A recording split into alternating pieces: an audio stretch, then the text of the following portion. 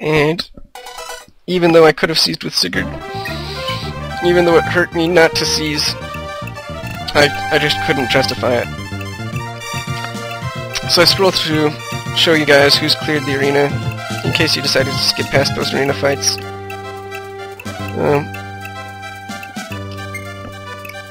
And I don't know, that's just going to be my typical practice. So then we go ahead and we seize the castle. Everything is good. That was on turn 17. So 8 turns after seizing Herheim.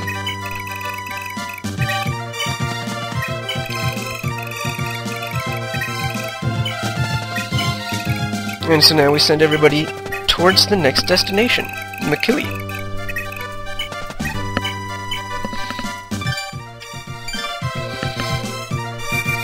And things actually work out pretty decently. The foot units and the mounted units will be arriving there at basically the same time. Ozil and Du will get a little bit of a head start because they were chilling at Nodian. Mostly because I needed Du to attack that one night, and then I also needed Ozil to get the money from Du.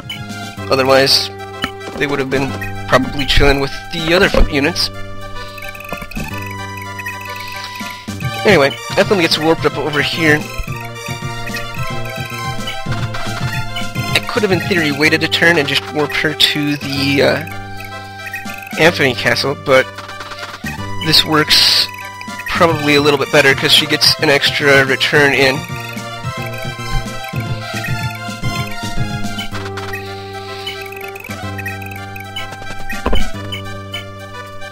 And so I send several of my units towards the center there. There's a couple reasons. So Alex is going to go over there because there's a armor cutter sword in one of the villages. And so he's going to pick that up for the team. Lex is going over there because my idea was to pair up Lex with Sylvia, and so he'll just chill next to her for a while, and he doesn't really need the XP from anything.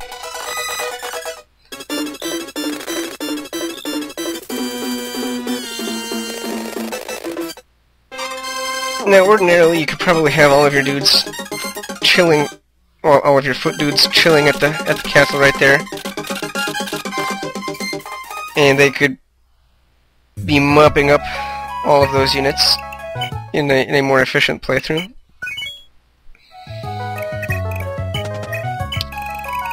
So I was kind of disappointed that I couldn't have that in action.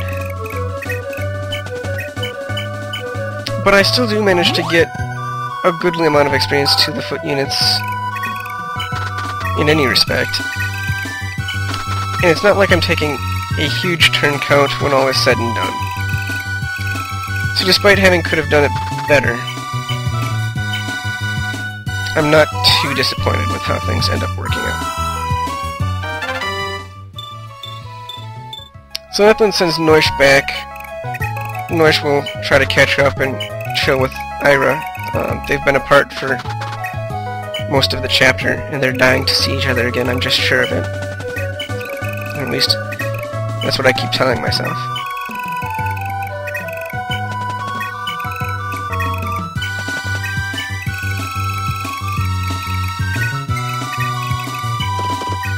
And I set up a free warp for Deirdre here.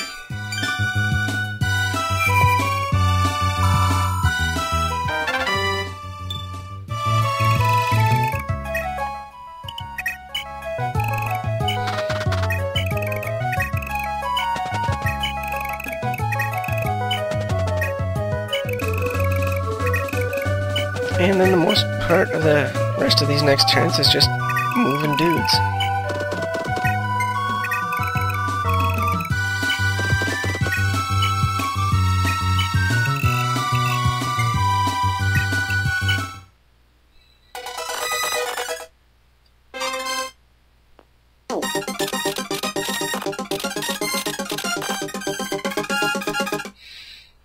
Alright.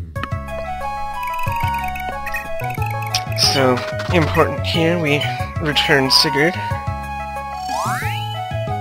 Because I do believe that it is a shorter trek from Evans than it would be from his current location.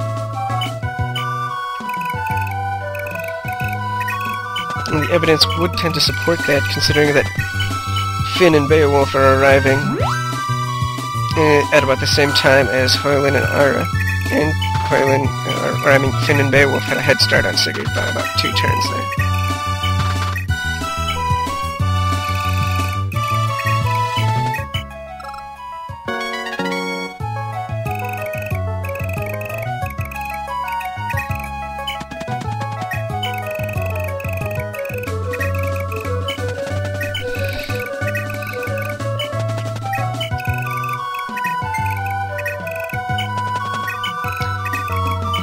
And so, I actually need Jamka's combat assistance, so I can't justify warping him, so I just get to heal him, which is good in its own way. Another benefit of sacrificing him to the arena, harsh that he's... Even though he performed really well, the final person, he really does need the killer bow for, mostly because it has much less weight than a steel bow.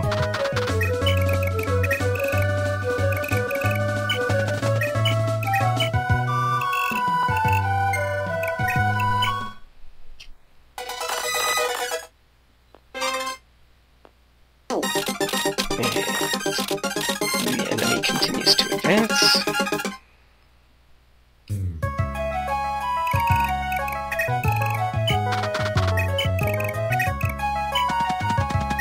Surprisingly, Arden will actually manage to see some action on his return from his long trek to the middle of nowhere as well. Which is another reason why I'm not entirely saddened by the inefficiency, because Arden gets to grab quite a few more kills this way than in other scenarios. Which is useful, to say the least. So I have Ozzel lure out that one Lance Knight. Only the one that sees him will come close enough that he's really threatened by him. The others are on like a strict 5 square diet or something, I don't know why.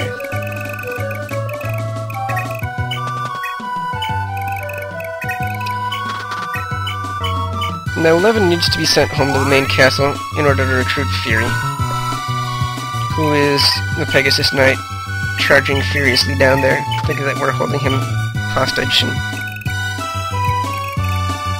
going to intend to sack and burn Evans.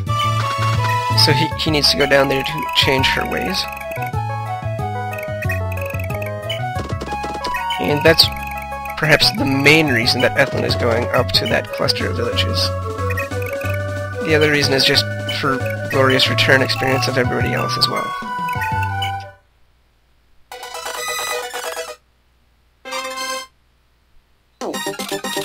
So the reason I parked Dew on top of Lachesis is because I didn't want her Honor Guard Knight on the north side of her. Couple reasons for that. One is so that it's further away from the action and won't be tempted to charge into battle. And the other is so that I can have Beowulf talk to Lachesis this turn. From the north, so he's closer to battle. And the Beowulf-Lachesis conversation is great because it gives her some much-needed stats, helping her combat parameters out quite a bit. Also boosting their love points, and the tentative plan is for them to hook up, because it's easy and the children are good, even though I've already done that pairing in the past.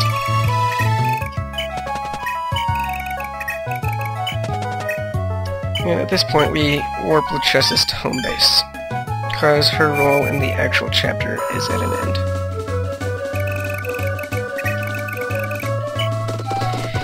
Because she can't go engaging people, because her Cross Knights get in the way and they either steal experience or they get at risk of death, and it's just a bad situation all around.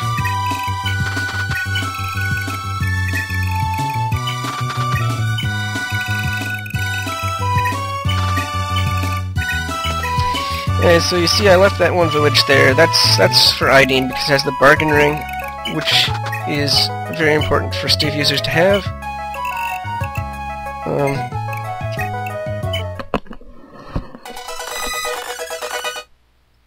there's really just no contest.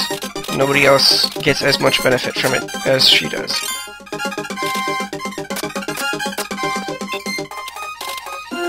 Now Finn does a glorious job kicking in with prayer and weakening up those Lance Knights like a champ, so that my Scrub Brigade can steal the kills. Go, go, Scrub Brigade.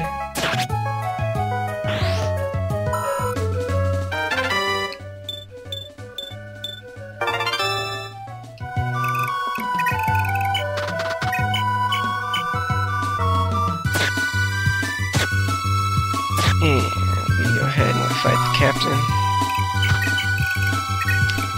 He's actually fairly beefy. He takes a lot of damage to go down.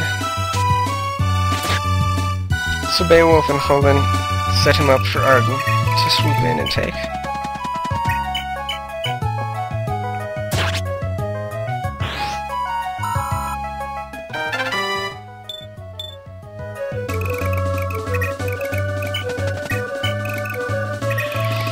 And Oslo grabs this other Lance Knight over here.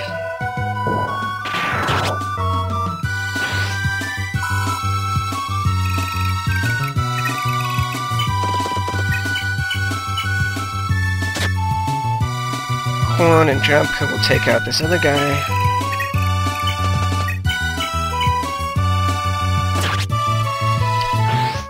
Mostly because I don't want Jumka to get too far behind.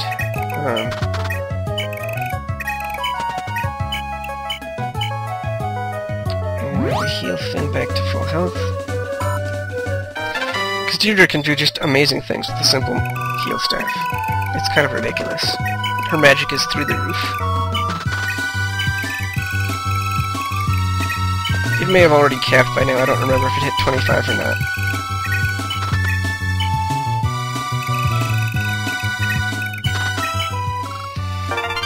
So then we pick up the armor cutter weapon, which is great, because effective weapons are amazing in this game. They're essentially free critical hits.